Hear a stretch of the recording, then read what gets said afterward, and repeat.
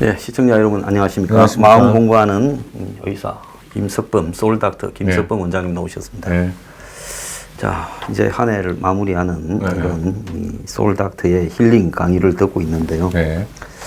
자, 원장님, 지금 뭐 김태우 네. 수사관의 폭로라든지 또 그 부분을 또 환경부가 네.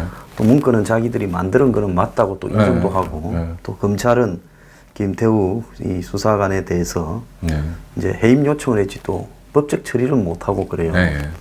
그래서 이게 이제 일파만파로 계속 굴러갈 거라고 봅니다. 그렇죠. 자, 그 원장님이라면 만약에 이제 이 심리적인 기법을 이용해서 우리가 추리를 좀 해보는 건데 김태우 수사관이 지금 계속 또 저런 게 나와, 또 저런 게 나와 이렇게 만들고 있지 않습니까? 또 더 있다고 보십니까?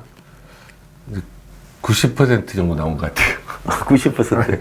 저는 한 60% 나온 것 같아요. 그래요? 예. 아, 그래요? 그래서 나올 게 좀 더 많다 이런 생각이 들고 내용이 갈수록 조금씩 굵어진 내용이 나오죠. 그렇죠.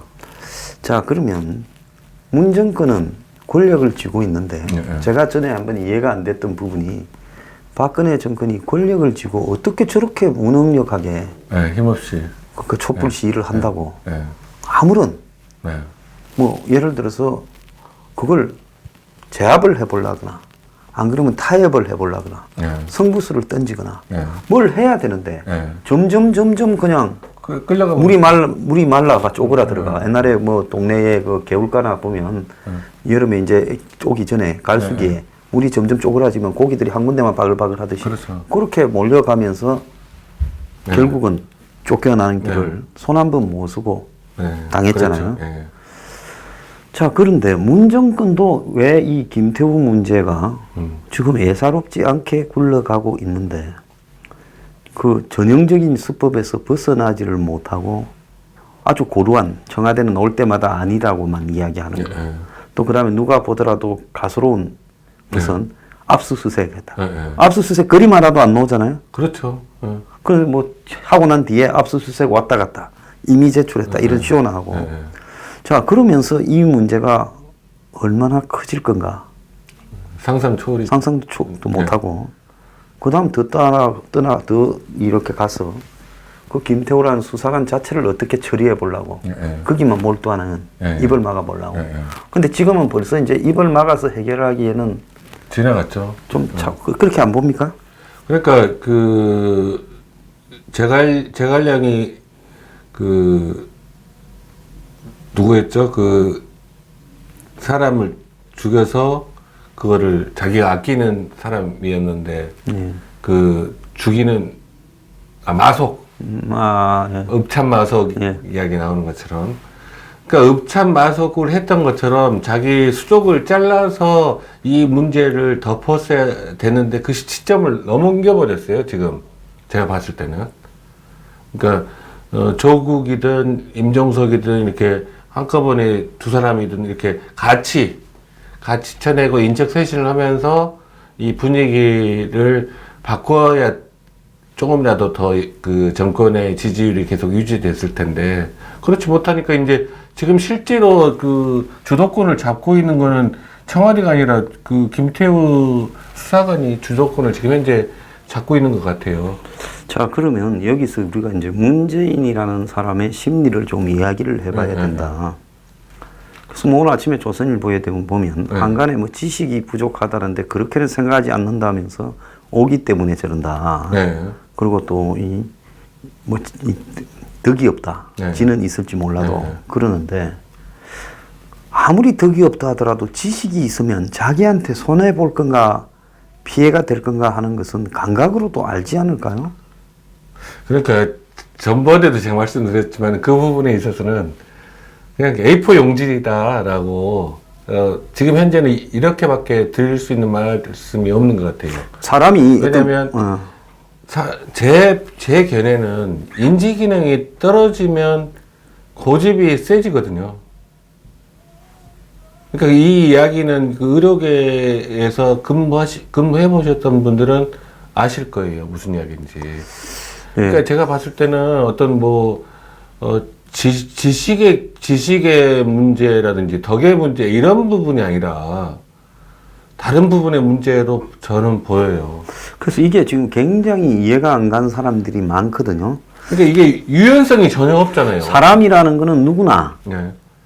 자신의 이해관계가 최우선이고 특히 대통령쯤 되면 네.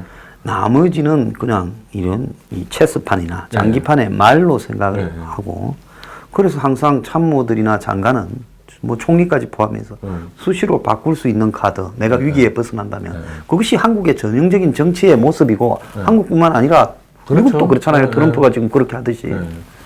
그러면 지금 현재 이 상황을 보면 조금 더 이해가 안 가는 게 이것과 유사한 일이 지난주쯤에 문재인이 최저임금과 그 다음에 무슨 주 52시간 이런 정책에 문제가 있을 수 있는 부분을 뭐 시정할 것처럼 이야기하고 기업의 애로를 반영할 것처럼 이야기해서 또 뭐 한국의 몇 개 경제신문이나 일부 보수 언론들 그 기업과 친한 사람들이 뭐라 했어요? 제인이가 달라졌어요. 제목도 그래 나왔어요. 문재인이 달라졌어요.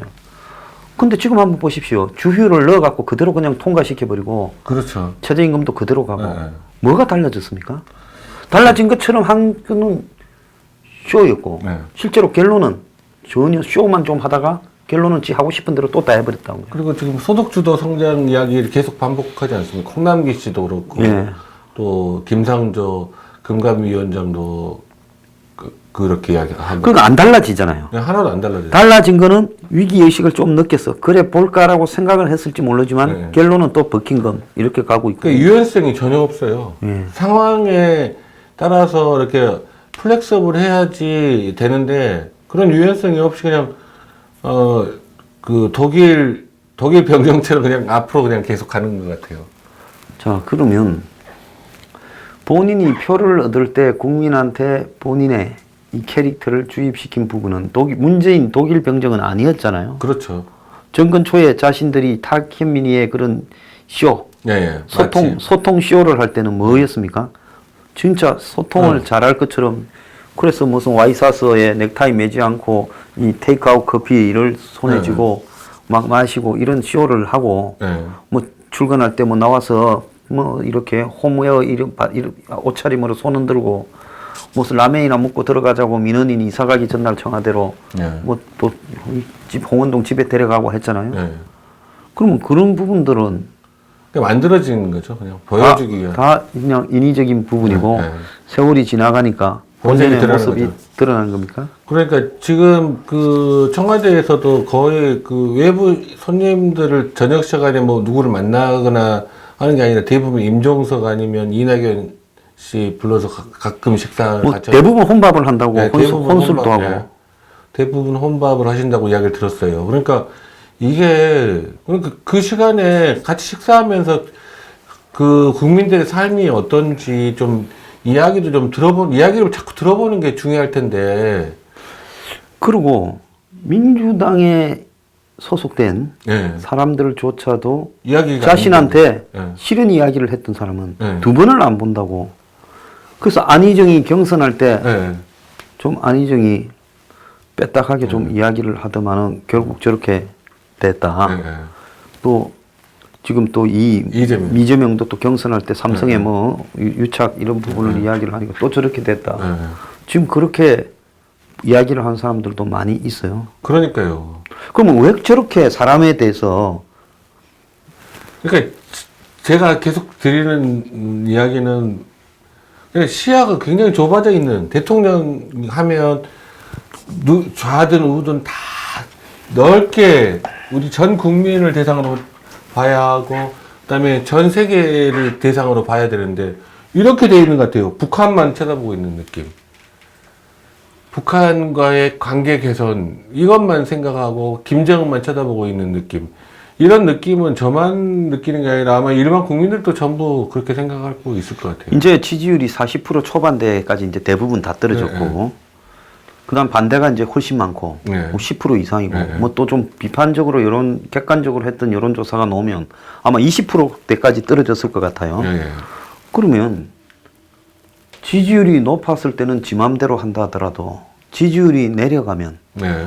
옛날에 이명박 전 대통령 같은 경우에는 그래도 지지율이 바닥을 치다가 또 살짝 올라오는 그런 네. 뭐 올해는 못 갔지만 그런 부분도 있었는데 이 사람들은 지지율이 내려간다고 이렇게 유연하게 대처할 줄도 모르는 것 같아요. 그렇게 안 보입니까? 전혀 유연하지가 않죠. 그냥 대처를 말은 잠깐 다르게 했다가 또 원상태로 돌아가고 결과를 보면 그리고 그 낙하산으로 그 이번에 그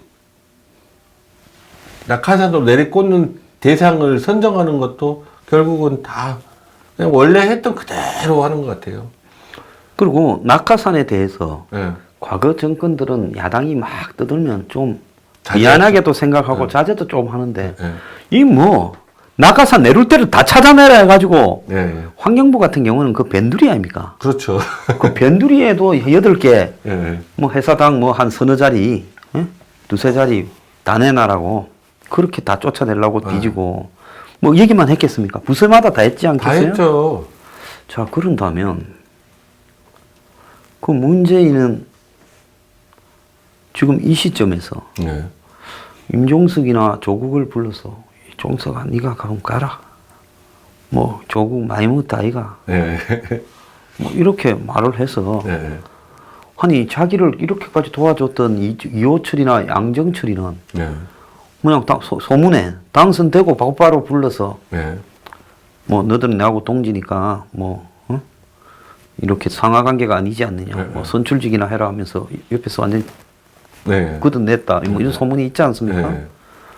그러면 왜 그 사람들한테는 너들 지금 많이 했다 이가 이제 뭐 2년이 다 돼 가는데 네. 어쨌든 지금 정권의 꼴이 이러니 네. 너들이 이제 나를 위해서 좀 나가주라 이런 말을 왜 못하는 걸까요? 글쎄 말이에요. 근데 그것도 타이밍을 놓쳤어요. 아까 말씀드렸던 것처럼. 뒤늦게라도 그런 시도를 할지는 모르겠는데, 타이밍은 놓친 것 같고, 최적의 타이밍은 그 김태우 비서관 문제가 이렇게 언론에서 터지기 전에, 그때 바로 정리를 했었으면 좀 더 나았을 거라고 생각이 드는데, 근데 이 정권에는 유연성이라는 거는 털끝만큼도 없으니까, 그런 걸 기대 난망이고, 그렇게 하지 않을 거로 보여요. 웬만해서는. 자, 그러면 또 여기서 이제 살아나는 수는 북한밖에 없죠. 북한은 이제 김정은을 데리고 내려. 어제 이제 뭐 이 방송 녹화하는 날이 27일이니까 어제 26일 철도 개통식을 했는데 굉장히 초라하게 보였지 않습니까? 네. 그죠? 뭐 7억이 그러니까 7억이란 돈이 어디로 썼는지 모르겠어요. 나중에 다 그거 검사해봐야 되죠. 그 음악도 있다더만 북한에 치주학대가 왔다더만 그게 한 2, 3억 줬나 봐요. 음악 25분 했다는데 네. 참 이해가 가지 않는데 이제 그것도 그리 돼버리고 믿을 게 별로 없어져 버렸는데 네. 그래도 지금 이제 북한만을 믿고 네. 또 북한이 자신들을 구원하리라 이렇게 생각하는 거는 좀 너무 어리석지 망상이에요, 않습니까? 망상. 한마디로, 예. 그러니까 북한, 제가 생각했을 때는 북한이 자기들이 생각하는 대로 움직여줄 거라고 생각하는 그런 그 외교관이 있거나 정치인이 있다면 망상 속에 빠져 있는 거예요. 망상 속에 빠지면 어떤 상태가 되냐면 망상 속에 빠지면 나만 현실을 알고 있고 다른 사람들은 다 현실을 못 알아보고 있는 거로 생각하거든요. 그러니까 나만 지금 그 상황을 느끼고 알 수 있고 다른 사람들은 잠들어 있다고 생각하는 거예요. 근데 이 수치는 과학이지 않습니까? 네. 그러면 지지율이 저렇게 떨어지는데 왜 망상에서 깨어나지 못하는 그럴까요? 그러니까요. 그러니까 딱 답은 A4 때문에 그런 겁니까? 저는 그렇게 보여요. 그러니까 전혀 그러니까 플렉서블하지 않고 또 이 여러 가지 면에서 그런 것들 때문에 전혀 이렇게 본인이 주도적으로 뭔가를 하지를 못하는 상태 아닌가. 지금 정상적으로 보면 박근혜 정부가 탄핵으로 몰려갈 때까지 여당을 불러가 네. 한번 여당하고 상의를 해서 이런 거를 극복하려고 어떻게 해야 되는가 이런 게 없이 그냥 몰려가 버렸거든요. 네. 지금 비슷하잖아요. 비슷해요. 그러니까 너무 비슷해. 네, 너무 비슷하게 가고 네, 있거든요. 네. 지금 민주당을 동원해서 네. 소리를 다 한번 듣겠다 하면서 네. 오늘 뭐 밤새도록 한번 이야기해보자 이러면서 온갖 비판들을 하고 이걸 어떻게 타개해야 되겠는지를 보자 하는 걸 안 할 것 같아요. 계속 끝까지 가도. 그 비서 정치하는 것도 너무 비슷하고, 그 다음에 자기 측근들 이야기 위에는 전혀 안 듣는 것도 비슷하고, 예. 그 자기한테 싫은 소리 하는 것도 못 듣는 것도 비슷하고. 나중에 이제 적폐의 대상이 되는 것도 이제 마지막으로 네, 네. 비슷해지겠네요. 예, 예. 저는 그렇게. 혼밥도 비슷하고 예, 예. 저녁에는 또 어디 안 나가는 것도 비슷하고 예, 예. 막 그게 대한민국의 이 팔자거나 운명이면 또 뭐 그렇게 가야죠. 자 이제 그 뭐 우리가 대통령의 심리 상태를 걱정할 때가 아니라 예. 이제 국민의 심리도 좀 해야 되는데 네, 우리 마음 공부하는 또 좋은 말씀을 하나 좀 해주십시오. 이제 연말 연시를 맞아서, 연말 연시 또 연휴 기간이 있으니까 꼭 우리 시청자분들께서 한 가지를 테스트 해 보셨으면 좋겠어요. 그러니까 극장에 가시거나 아니면 집에서 영화를 보실 때, 극장에 가셔서 영화를 보시면 스크린을 처음 시작할 때부터 끝까지 의식하면서 그 영화를 보세요. 그러니까 제가 말씀드리고 싶은 거는 내가 내 감정이나 생각에 빠져 있는 경우가 많거든요. 그 감정이나 생각을 제3자가 돼서 바라볼 수 있는 게 굉장히 중요하다고 제가 여러 번 말씀드렸는데, 그게 어떤 건지, 그 감정과 한 걸음 떨어져서 자기 감정을 지켜보는 게 어떤 거고, 자기 생각을 한 걸음 떨어져서 자기 생각을 지켜보는 게 어떤 건지 가장 쉽게 확인해 볼 수 있는 게 극장에 가셔서 영화 스크린을 처음부터까지 계속 의식하면서 영화를 보세요. 그렇게 한번 해보시면 영화 스토리는 다 아는데 재미는 없을 거예요. 영화에 몰입이 잘 안 될 수 있겠죠. 영화 스토리는 다 알고 전체 진행하는 건 아는데 제3자가 돼서 보기 때문에 내가 영화에 동화되지가 않다는 영화를 볼 때 보통 주인공 감정이입을 예. 해서 보는데 예. 그렇지 않고 스크린을 계속 의식하면서 영화 장면을 보니까 제3자가 돼서 내 감정을 관찰하는 거와 똑같은 상황이 되는 거거든요. 그거를 잘 익히셔가지고 내 감정을, 내 생각을 제3자가 돼서 바라보는 훈련을 하는데 한번 이용해 보세요. 그러면, 삶이 달라지게 됩니다. 어떻게 달라집니까? 그러니까 뭐냐면 우리는 반응을 하면서 살거든요. 네. 그런데 내가 반응을, 예를 들면 어떤 사람이 막 어떤 걸 항의하기 위해서 나를 막 화가 나는 얼굴로 찾아왔어요. 예. 근데 내가 그 사람이 화를 내는 것에 대해서 나도 맞받아쳐야 되겠다라고 단단히 준비를 하고 하면 싸움밖에 안 되겠죠. 네. 근데 그 사람이 막 화를 내서 왔는데 내가 그 사람이 화낸 상황에 대한 이야기를 전체적으로 다 듣는다면, 겸손한 자세로 다 듣고 그 사람의 마음을 인정을 해주면, 화난 상황을 인정을 해주면 그 관계는 안 싸우고 해결이 되는 거죠. 그러니까 내가 어떤 반응을 보이느냐에 따라서 상대방의 반응도 달라지게 되고 상대방의 반응에 따라서 나의 감정도 달라지거든요. 그런데 그 단계가, 내가 제3자가 돼서 감정을 바라보는 게 한 단계가 있게 되면 상대방이 어떤 반응을 보여도 내 감정 자체가 그 사람의 반응에 한꺼번에 내가 그냥 몰입하게 되지는 않게 되는 거죠. 그러면 좀 더 현명하게 대처를 할 수가 있습니다. 그러면 그것 자체만으로도 그날 하루가 달라지고, 그렇게 매일같이 하루하루가 달라지면 한 달도 달라지고 그렇게 됩니다. 이 부분은 꼭 연말 연시에 꼭 극장에 가셔서 영화를 한번 보셨으면 좋겠습니다. 그렇게 이제 자꾸 훈련을 하게 되면 저절로 돼요. 예, 어느 순간에. 자신의 분노나 문제에 대해서도 이제 객관화가 될 수 있다. 그게 제3자가 돼서 계속 내 감정을 바라보는 상태가 되면 화가 났다는 걸 내가 알아요. 내가 화가 났다는 걸 알지만 화를 바로 표현하지는 않을 수도 있어요. 그리고 화가 났다는 걸 알지만 적절하게 상대방에게 상대방을 이해하는 말을 하면서 내 감정을 다 전달할 수도 있어요. 우리 그렇죠. 황 소장님도 한번 해보십시오. 네, 제가 좀 그게 필요하겠네요. 예. 저는 뭐, 개인적으로 이제 오셨으니까 또 네. 이 상담을 좀 받는다면 네. 이제 하루에 한 몇 명은 네. 꼭 내가 제일 상처받을 말을 네. 한참 연구를 해가지고 네. 이렇게 이제 글을 쓰는 사람들이 좀 있어요. 네. 내가 이 생방송 하면서 스트레스를 좀 많이 받았습니다. 네. 장비는 아마 이렇게 방송하시는 분들 중에 제일 좋다 할 만큼 돈도 많이 네, 들어가고 네, 샀어요. 뭘 좀 하자면 그냥 다 네, 틀어서 네, 하는 네. 스타일이기 때문에. 그런데 저 장비가 제대로 작동하지도 않고 또 그 저 장비를 세팅한 사람은 또 바쁘고 사무실에서는 또 저 장비를 익히기도 어렵고 그래서 내가 소리는 안 나죠. 소리 안 난다 해서 또 했는데 소리는 줄줄 나가서 화낸 것도 나오고 화낸 게 나가고 하면 나도 짜증이 나지요. 그런데 이제 그런 부분을 이제 또 황장수 성깔 더럽다 뭐 제가 성질 좋다고는 전혀 생각을 안 합니다. 제가 성깔 좀 더럽지요. 그러니까 이렇게 살지. 성질이 좋으면 이게 허구한 날 이렇게 도 닦듯이 유튜브 하고 살겠습니까?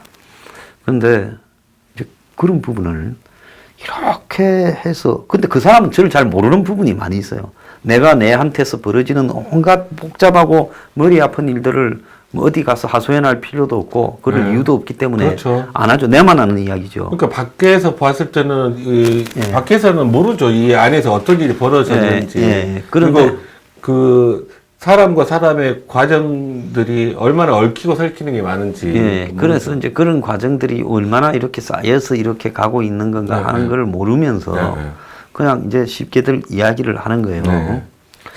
그래서 이제 그렇게 보면 저렇게 뭐랄까요? 기분 나쁜 말을 연구해내 가지고 지르는 그런 그렇다고 그 사람 평소에 나한테 기분 나쁜 말을 그렇게 연구해서 하는 것처럼 평소에 또 저한테 잘 되기 위한 충고나 뭐 이런 것들을 말을 했던 사람도 아니에요. 제가 그런 댓글을 다는 분들에 대해서 제가 설명을 드릴게요. 이거는 제 말은 진짜 이 시청자분들 잘 들으셨으면 좋겠어요. 왜냐면 이게 뭐냐면 이제 딱 한마디로 우리 황 소장님께서 그 사람들의 댓글에 대해서 어떻게 생각하셔야 되냐면 그 댓글 쓴 사람의 문제다 라고 생각하는 게 정답입니다. 왜 그러냐면 그 사람들이 황 소장님을 막 그렇게 괴롭히는 말을 막 연구해서 골라서 쓴 게 아니라 그 사람은 평소에도 그런 식으로 다른 사람을 공격하는 습관이 된 사람들이에요. 저절로 되는 거죠. 그러면 그렇게 그 댓글 속에서 자기 공격성을 발휘하는 사람이 일반적인 자기 다른 뭐 남편이나 부인, 친구 들과의 관계에서 그런 공격성이 안 나올까요? 그런 공격성이 여지없이 다 드러나게 되죠. 그래서 상처를 주게 되고 또 그 상처를 받은 사람이 또 보복을 해오고 그러면서 이 사람은 인생을 더 힘들게 살게 되는 거거든요. 그러니까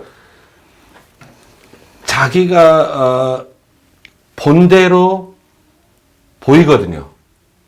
그러니까 이거는 정신과에서도 굉장히 중요한 문제고 불교에서도 힌두교에서도 자꾸 이야기하는 문제인데 내가 어떻게 보느냐 하는 거는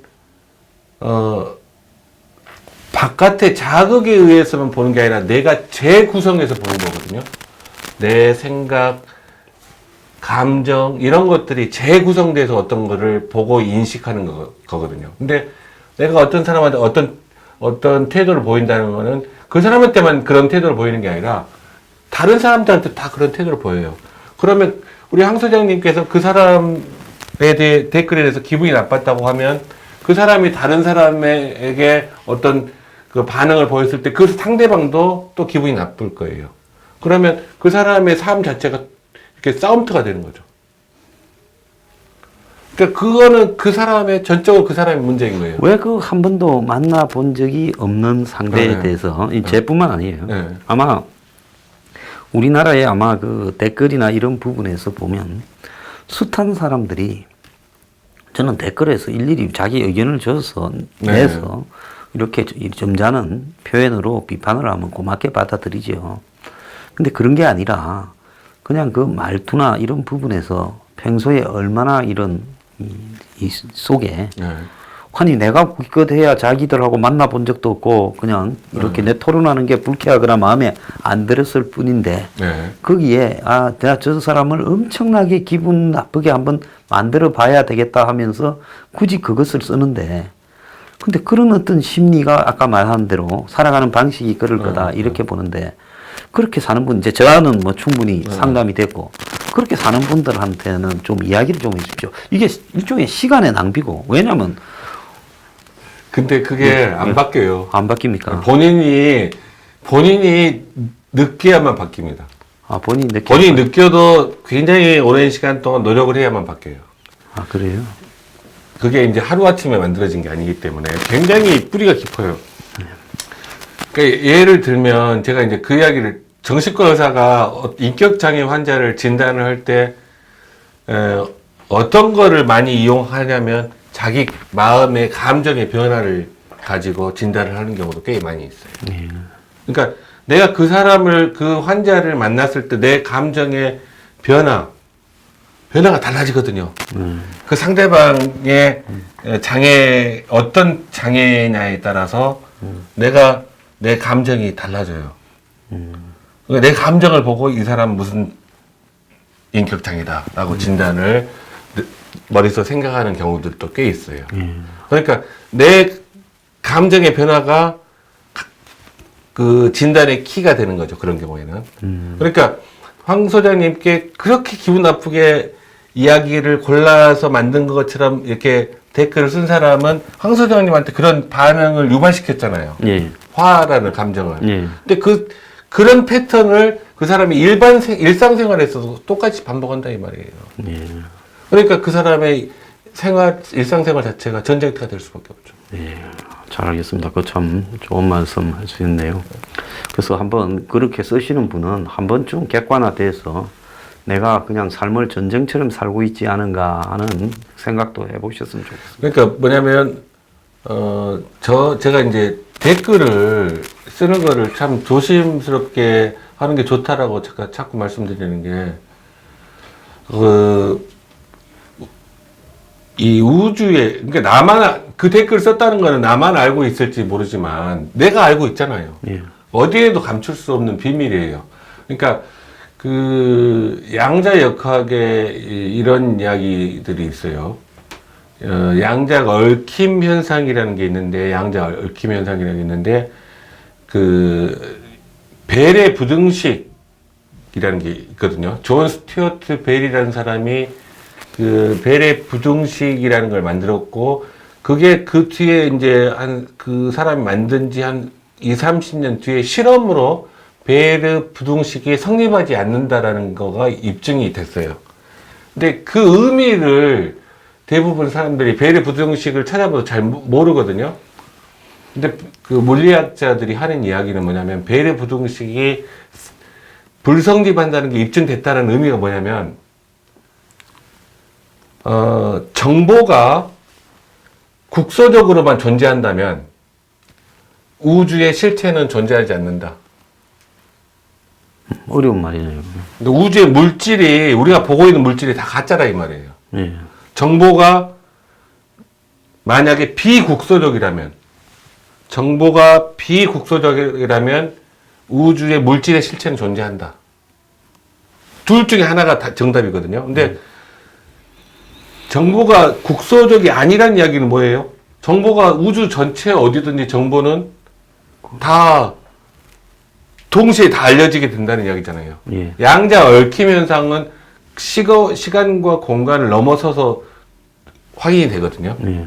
양자 얽힘을 한번 나중에 찾아보십시오. 시간 되시면. 그러니까 자기가 알고 있다면 예. 그것이 이제 국소적이 아니다라는 이야기를 그렇죠. 하시는 그러니까 거죠. 정보는 그러니까 내가 생각하는 거는 그런 식으로 생각이 들어요. 내 마음 속에서 벌어지는 일은 물질계에도 분명히 영향을 준다. 예. 그러니까 그 칼 중에 동시성의 원리처럼. 근데 지금 현재 양자 역학에서는 정보가 비국소적이다. 예. 라는 데까지는 거의 확인이 된 걸로 예. 보입니다. 예. 그러면 정보가 비국소적. 그러니까 댓글을 자꾸 나쁜 댓글을 쓰는 것 자체가 자기한테 안 좋다 이 말이에요. 예, 그 자체가. 그렇죠. 예. 예. 자, 자기만 알고 있는 나쁜 댓글이 그 사람 본인에게 좋지가 않아요. 이 자기가 그런 걸 쓰면 자기 정신이 일단 그렇게 되고 또 그것이 또 남에게 반응을 불러일으키고 또 더 나아가서 자신의 그런 생각들이 쌓이면 그것이 그런 행동으로 나타날 수도 있고 다 연결되죠. 예, 근데 그래서 그게 다 연결될 수 그게 있다는 마치 그 양자의 얽힘 현상이 뭐가 생각이 떠오르냐면 그 힌두교의 인드라의 그물. 예. 인드라의 그물은 다 이 각 이렇게 그물에 이렇게 고리들이 있지 않습니까? 예. 고리에 보석들이 있는데 그 보석이 다 서로를 비추고 있어요. 그러니까 전체적으로 보면 그물 안에 있는 보석들이 다 전체를 다 비추고 있는 거예요. 예. 그게 뭐냐면 이 세상의 만물은 모두 다 연결되어 있다는 이야기거든요. 예. 근데 지금 현재 진행되는 걸로 보면 우주가 한 덩어리라는 이야기들이 나오고 있어요. 예. 그러니까 정보가 전달될 필요가 없이 이미 빛보다 더 빠른 속도로 이쪽에서도 알고 있다 이 말이에요. 재밌는 이야기죠. 예, 재밌는 이야기입니다. 예. 참 저기 연말에 예. 이 우리 원장님이 굉장히 어렵고도 재밌는 이야기를 해 주셨습니다. 자, 원장님, 이제 방송을 마칠 순서가 됐는데요.